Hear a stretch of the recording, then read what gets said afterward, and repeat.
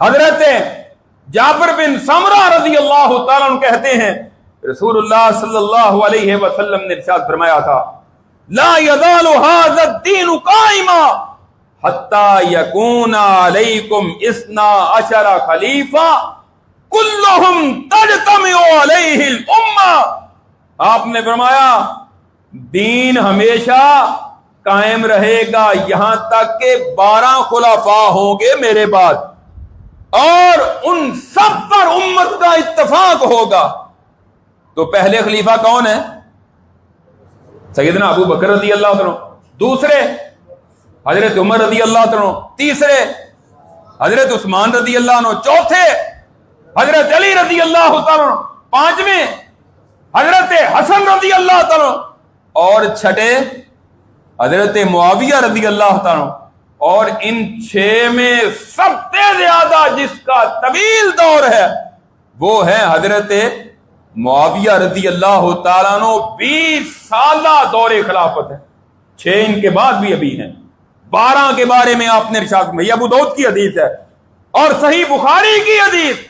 آپ نے فرمایا یکون 12 امراء کلہم من قریش، کہ میرے بعد 12 امراء 12 خلیفہ ہوں گے، سارے کے سارے قریش میں سے ہوں گے. یہ پہلے میں نے بتایا ہے بنو امیہ اور بنو ہاشم دونوں اوپر جا کے قریشی ہی کہلاتے ہیں، قریش میں سے ہوں گے.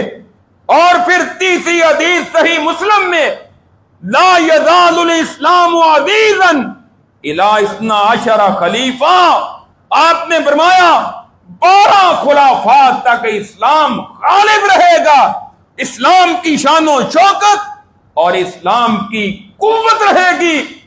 اور یہی وجہ ہے کہ حضرت معاویہ رضی اللہ عنہ کے دور میں بڑی بڑی پھر فتوحات ہوئی. قسطنطنیہ پر حملہ ہوا حضرت معاویہ رضی اللہ عنہ کے دور میں، اور روم پر کیسر مدینہ 16 حملے کیے گئے، 16 مرتبہ پیش قدمی کی گئی اور کئی علاقے فتح ہوئے. یہ امیر معاویہ رضی اللہ عنہ کا دور تھا. افریقہ کے کئی علاقے فتح ہوئے، یہ معاویہ رضی اللہ عنہ کا دور تھا. اور آپ نے جو فرمایا تھا کہ میں نے خواب میں دیکھا ہے ایک لشکر سمندر کے اوپر سوار ہو کر اس طرح جا رہا ہے جس طرح بادشاہ جا رہا ہو. وہ 27 یا 28 ہجری میں جو لشکر گیا تھا اور جنہوں نے جا کر قبرص فتح کیا تھا، اس لشکر کے سربراہ معاویہ رضی اللہ تعالیٰ عنہ تھے. اور آپ نے فرمایا تھا قد اوجبوا، اللہ نے ان سب پر جنت واجب کر دی ہے.